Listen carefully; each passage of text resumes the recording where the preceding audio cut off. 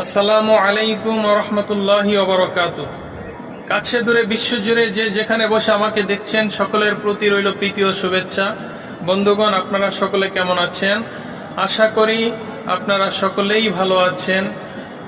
আর ভালো থাকেন, সুস্থ থাকেন, সুখে শান্তিতে থাকেন। প্রতিনিয়ত আল্লাহ রাব্বুল আলামিনের দরবারে এই প্রার্থনা করি।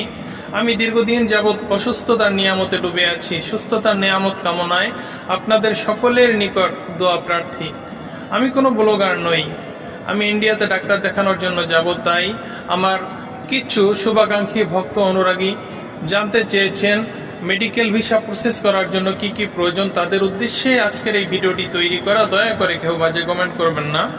আমি যেই ট্রাভেলসের মাধ্যমে আজকে ভিসা প্রসেসিং করেছি, তারা আমার কাছে যেই প্রমাণপত্রগুলো চেয়েছেন, তাদের কাছে যেই প্রমাণপত্র আমি জমা দিয়েছি তা হলো আমি 3 জন ডাক্তারের প্রেসক্রিপশন জমা দিয়েছি, আমার যত টেস্ট রিপোর্টগুলো ছিল তার ফটোকপি জমা দিয়েছি, আমি ইন্ডিয়াতে যেই ডাক্তার দেখাবো তার অ্যাপয়েন্টমেন্ট লেটার জমা দিয়েছি, আমি যেই জায়গায় অবস্থান করছি সেখানের বিদ্যুৎ বিলের ফটোকপি জমা দিয়েছি, 2 ইঞ্চি বাই 2 ইঞ্চি কালার সদ্য তোলা ফটো জমা দিয়েছি।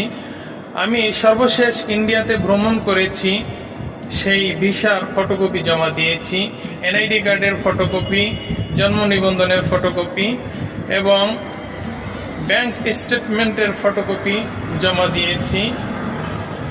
আজকে ফিউচার পার্কে এই সকল কাগজপত্র জমা দিয়েছি। দেখি ভিসা আসার পরে আপনাদেরকে জানানো হবে ইনশাআল্লাহ।